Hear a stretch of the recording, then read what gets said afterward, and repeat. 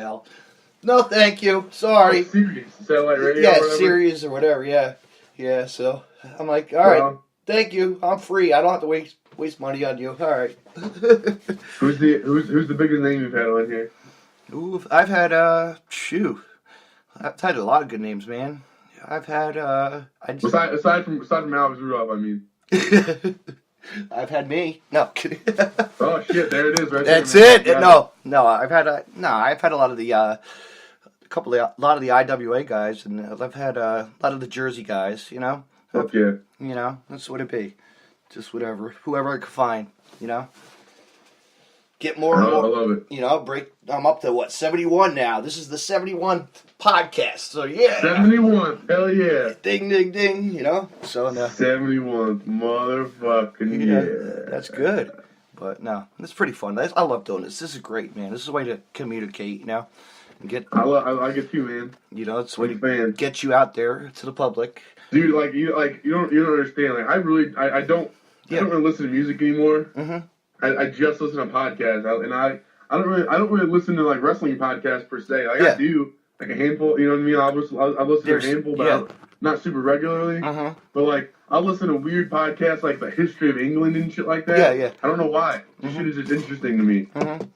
I'm constantly listening to podcasts. I got let's see, I can look up my thing and see what I got. It's like, oh, I got that last podcast on the left thing. Mm-hmm. Let's talk about serial killers and shit. I love fucking podcasts, man. Like, it's my favorite. Yeah. Favorite kind of, like, it's better than radio. It's uncensored. Yeah. So good, man. It is. It's fun. There's this one this dude told me to check out called 605 Super Podcast. Yeah. And like, it's just these two dudes talking to telling road stories with like not super famous guys like jobbers and stuff. And there's like some crazy fucked up shit they have on there. Mm-hmm. Oh, that's so cool. Well, I didn't mean to plug other podcasts in your podcast. Yeah, I don't care. It don't matter. The number one podcast in the world in my heart is this one right here. That's cool, man. I appreciate it. And if you could see me, I know it's good pod, but if you could see me, I did the thing where I smiled and then like the little spark came out of my tooth, like ding. You know what I mean? Yes. Yeah. No, it's awesome to have you on. That's what just happened. Anytime you want to come on, you're more than welcome. I love to have people come back. I know you're gonna be hitting me up here pretty soon because your ratings are gonna go through the roof. Yeah. I'm on here. Yeah, 71 now. Ding, ding, ding. All right. Oh. 71, more like number one. Oh, good one, Gunboat. Thank you. Give him a prize. Well, anyway, I don't know where to go from here. How long you usually go in these bad boys? I go as long as I want to go, but but we can quit whenever you want to quit. You know. I mean, whatever, man. Like I don't know what you want to talk about. No, who trained you? Who trained me? This guy. Basically, what I usually say is there's a guy, and like you might know who he is because you're like the IWA guy. Yeah. So this guy named Dingo, he was IWA. Oh, okay. Yeah. Okay. He trained me, and then he kind of like he trained me for a while, and then he kind of retired. Yeah. And he like fell face the earth. Mm-hmm. So I in my opinion, I kind of wasn't completed. Yeah. And then I kind of like there was a couple of years where I probably shouldn't have been wrestling. Yeah. And I was doing kind of like because I was too big to be that bad kind of thing. You know what I mean? Yeah. And then the hooligans, I met them so many times. You guys had so many matches. We didn't get along wrestling wise. We got along in person. I know. Like we became friends, I guess. Yes, you are. Yeah. And then they started taking me on the road, and I've essentially like been their dude ever since. That's so awesome. Yeah, good friends, good times, and that's what it's all about, you know. Good. I mean, I'm at their house right now, so I mean, if that tells you anything. Oh, Uncle Leo, yo. Yeah. Well, I mean, I'm outside, and Devin's in the trailer, and Mason's in the house. Oh yeah. But yeah, I love those dudes. They're great. You know, pretty cool. Yeah, man. But my best friends for like however long, 5 or 6 years. Tell them I said hello once later. I'll let them know. So that's what I say. I say Dingo and the Hooligans. Yeah. The Hooligans, like, to be like, to I can bump really, really well. I can do really well. The basics are fine. Yeah. It's just like the psychology and like how to act and shit like that. I never got really. You know what I mean? No. And and then like how to get booked and like how to talk to promoters and whatever. Yeah, that was all Devin and Mason. So that's so awesome. That's cool though. You know, you learn. So you learn from the hooligans. the hard knock shit from them, with the actual getting my ass beat by Dingo, which is ironic because Dingo's like 5'5". Yeah. Who was your favorite growing up? My favorite growing up, it's hard to say, because like so many guys. It's probably it's a thing that I'm young enough. I can tell you. When I was growing up, Hogan was a heel, so Hogan does nothing for me. You know what I'm saying? Like I never was like Hogan. Oh my god, like, he was a bad guy, so fuck Hogan in my head. You know what I'm saying? Like, not fuck Hogan, but like, what I'm saying is like as a fan, as a little kid, I didn't like him. He was I know how he was. So I was a big DDP guy because I was kind of in that era. Yeah. And I was like, I was a big Undertaker guy, a big Kane guy. I like Kane because I was a younger brother. Kane was a younger brother. You know what I mean? Yeah. And he's a big giant monster dude, and I always wanted long hair. Like I've been trying to grow my hair out like long since I was like a little kid, basically. Yeah. And then probably Brody. I was like, Bruiser and Brody. I didn't realize that when you have long hair, Brody too. You look like a little girl. Unless you're a big fat monster like I was. You look like guys like Bruiser Brody, right? But anyway, so I guess the long version of that answer would be, I guess, The Undertaker. Yeah. Or the short version of that answer. The Undertaker, cool. That's cool. But I can see some Bruiser Brody too, you know? Oh man, but see, I watched Brody and Hanson and like Steve Williams and Terry Gordy. That's the shit I watched when I became like when I got into the business. So like I became like 18, 19. Dude, that's when I started getting really obsessed with those guys. When I was a kid, I never watched that shit. You know what I'm saying? I actually was like 9 or 10 years old then. I got to see Bruiser Brody inside a steel cage with Chief Jay Strongbow. Fuck yeah, dude. You know? He died like I know a year and a half before I was born. Yeah. So like I never got and I live in I was born and raised in a Brody town, dude, because like Bruiser Brody was the fucking shit in St. Louis. Yeah.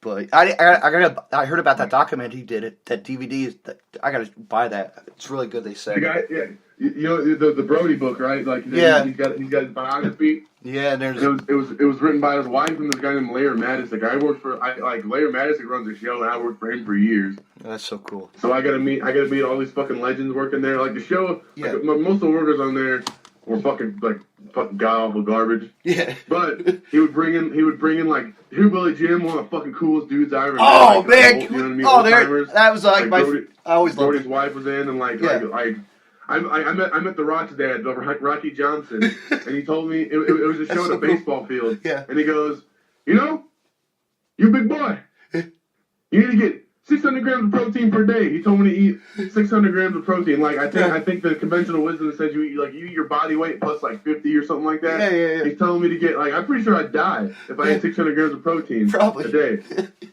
That's crazy. And then he called me a dumbass because I let this dude give me a fallaway slam off the top rope. Oh jeez. Because when I was younger, I used to love taking stupid bumps just because I could. Yeah. But yeah, I don't know how we got to that story either. I guess talking about Brody. Here we go. Good old Brody, you know. But yeah, dude, like big fucking like as soon as I had people telling me like you should watch this guy, you know what I mean? Like people in the business telling me like you should watch this guy or that guy. Got into fucking Brody and Hanson and fuck man, like that's like and that was like okay, I love wrestling for a new reason now. You know what I mean? Yeah. The way that they styled it really brought it out. You know what I mean? Well, I mean, I'll be completely honest with you. When I was like a teenager, like 14, 15 years old, I got really into Ring of Honor and shit like that. Yeah, like how we all did. And I was Ring of Honor like super pure wrestling fucking fan. That kind of shit. Like Danielson was like my favorite wrestler in the world when I was like 15 years old. Yeah. And like now I can't even hardly watch that shit. You know what I'm saying? I know. It's like it's just I grew up and I kind of understood I kind of started understanding what wrestling's all about. And I was like, now he's on WWE. It's cool that he's athletic, but now he talks too much. The goddamn storytelling and the characters is what I fucking love about it now, man. So like I got into it for a different reason, and I stayed into it for the reason I stayed with it changed the whole. You know what I mean? Yeah. The characters go, you know. Dude, man, like that's just like it's not fun for me. Yeah. If I can't be a character, like if I had just to be if I just got over on being like good athlete, professional, which wouldn't happen anyway because I'm not I'm not gonna say I'm not athletic, but I'm not that athletic. So if I had to be just like fucking wrestler guy, I probably wouldn't do this anymore. It wouldn't be fun for me. No. It's fun to act like a crazy asshole. It's fun to be able to be myself. It's fun, you know what I'm saying? That's what the fuck. That's what's fun about wrestling nowadays. It is. Or for me at least. Not nowadays, probably forever, but whatever. And to travel and to meet your friends and people, your fans, like me. Oh yeah, dude. It's great. Like I said, I really don't talk to non-wrestling people. I have like 1 or 2 friends in high school that I still talk to. Yeah. But aside from that, I just only interact with wrestling people anymore. And that's not saying it's a bad thing. This is that's where my fucking friends and family are now. Yeah. Is wrestling people. I talk to wrestling people more than I talk to my parents, anybody that's related to me by blood, you know what I mean? Yeah, that's so awesome. So, like, my entire adult life has been professional wrestling. Yep.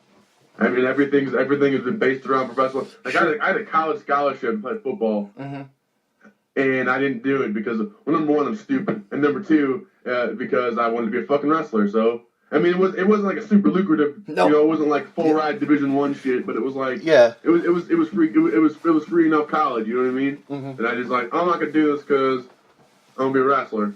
You want to be a wrestler? Now, me in hindsight, I would have fucking gone to college because like, I got in it too young and I was too mature to fucking do it. Like when I got into it, but like,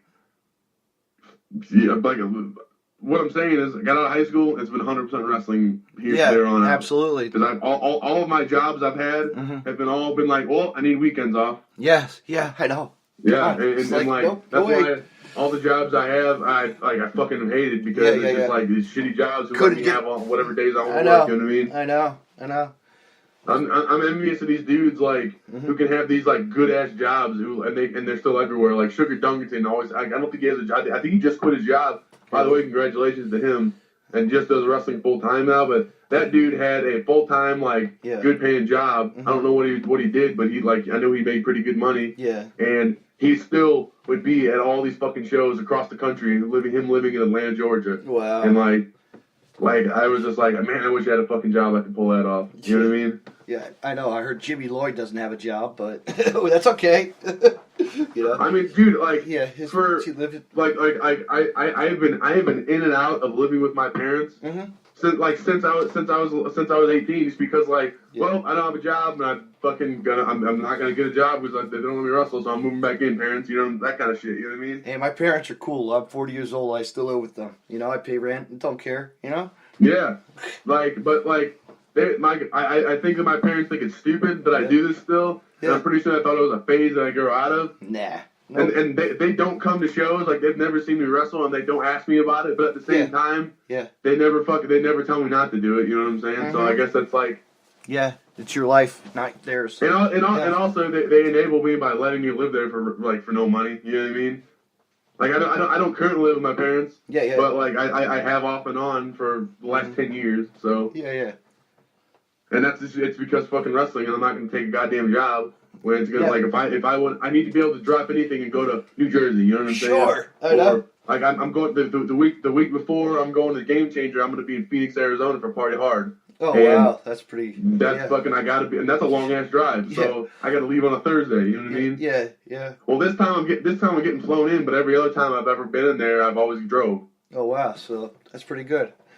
So, you know what I'm saying? I gotta be able to fucking drop whatever the fuck I'm doing at any time to go to one of these shows. You know what I'm saying? Even if you get the time in advance, you can't. Because I deliver. Oh, Murder Factory. We're gonna stick with Murder Factory. Yes, let's. I only went to Murder Factory. Yes. From Tuesday to Thursday. Yeah. Because it's not a very good job, and they fucking let me do what I want to because I'm not incompetent. You know. Yes. Yeah. Doing what you have to do.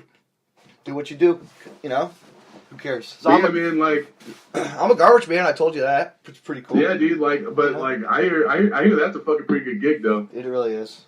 I've been doing. I've always been told that a garbage man is a fucking great gig. Been there for 18 years, going on 18, man. Already at 18. Yeah, man. I know. I'll have a good, nice pension when I retire. Well, yeah, that's a career right there. Yep. Did you have to go to a trade school or anything? I went to a trade school when I was in high school for carpentry. Gotcha. Yeah. Well, that's another thing. This motherfucking my goddamn football coach, and It's not like I didn't go to college. I don't know why. I didn't go to college. I saved money. You have dug into the weird, not dark recesses of my brain, but like the weird. Like I never thought I'd talk about this on a wrestling podcast. Shit of my brain. Like my fucking football coach. He said that going to tech school because I going to tech